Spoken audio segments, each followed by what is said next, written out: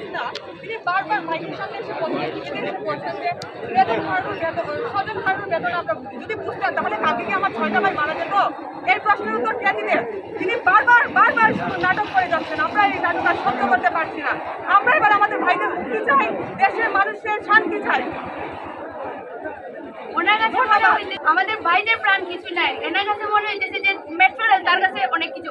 Metro rail যদি দেশের জন্য হয়ে থাকে, একটা মানুষের প্রাণ তার চেয়ে বেশি।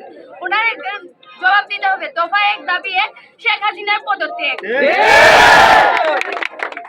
24 কোট আন্দোলনে আমাদের ভাইদের গুলি করতে দেখেছি আমরা। 52-এ শফিক রফিক জব্বাদের শহীদ দেখিনি, কিন্তু 24 কোট আন্দোলনে মুক্ত আবু সাইদকে দেখেছি।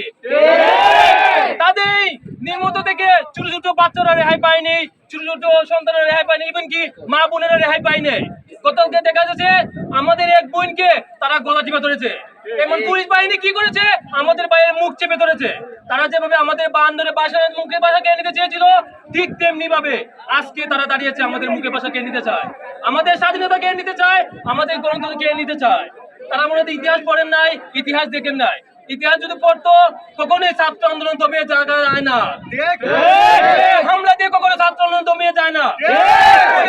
ছাত্র আন্দোলন দমিয়ে যেত তাহলে শহীদকে এরশাদ পতন হতো না, আইয়ুব পতন হতো না। তারা দেখে নাই কিভাবে আমাদেরকে এরশাদ পতন আসাদ নূরকে হত্যা করেছে। এই আসাদ নূরকে হত্যা করার কারণেই ছাত্র জনতা সবাই ফুলে ফেপে উঠেছিল। ঠিক তেমনি ভাবে গতকাল আমাদেরকে হবিগঞ্জের 2 ভাইকে হত্যা করেছে, ঢাকাতে হত্যা করেছে, আমাদেরকে আরো সাইদ ভাইকে হত্যা করেছে, আরো অনেকে হত্যা করেছে। এই ফলে ছাত্র জনতা জেগে উঠেছে। আমাদের 9 দফা দাবি ছিল, যদি 9 দফা দাবি মেনে নিত তাহলে তাদেরকে আর কোনো সমস্যা হতো না। কিন্তু আমাদের এখন 1 দফা 1 দাবি। যদি তারা ইতিহাস থেকে শিক্ষা নিয়ে থাকে, যদি পদত্যাগ করে তাহলে পরবর্তী সুযোগ পাবে, না করে যদি পতন হয় তাহলে আর সুযোগ পাবে না। শ্রীলঙ্কাতে যেভাবে জনগণ গণভোট দখল করেছে, ঠিক তেমনি আমরা গণভোট দখল করবো। যদি গণভোট দখল করি তাহলে তোমাদেরকে ভারত চলে যেতে হবে, স্বামীর দেশে চলে যেতে হবে, সুযোগ পাবে না। তাই এখনো সময় আছে, যদি শুভ বুদ্ধি হয় চুর গেলে বুদ্ধি পারে, একটা কথা পাবাত আছে। যদি বুদ্ধিমান মানুষ হয়, বুদ্ধিমান মানুষ কি করে? কাজ করার সিদ্ধান্ত নেয়।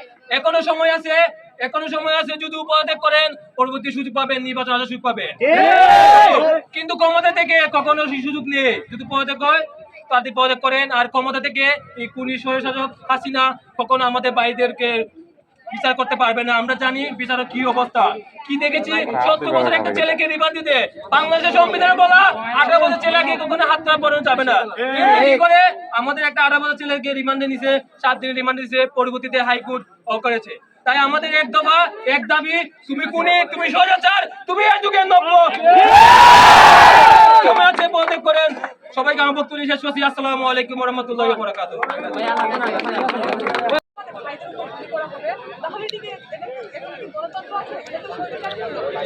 আমাদের শেখ হাসিনা তিনি বারবার মাইকের সামনে এসে বলছেন যে বেতন হারানোর স্বজন হারানোর বেতন আমরা যদি বুঝতেন তাহলে কালকে কি আমার 6টা ভাই মারা যেত?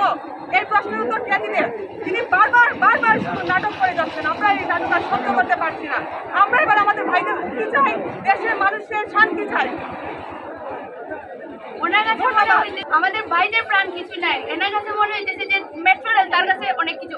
মেট্রো রেল যদি দেশের জন্য হয়ে থাকে, একটা মানুষের প্রাণ তার চেয়ে বেশি। ওনার জবাব দিতে হবে। দফা 1 দাবি 1, শেখ হাসিনার পদত্যাগ।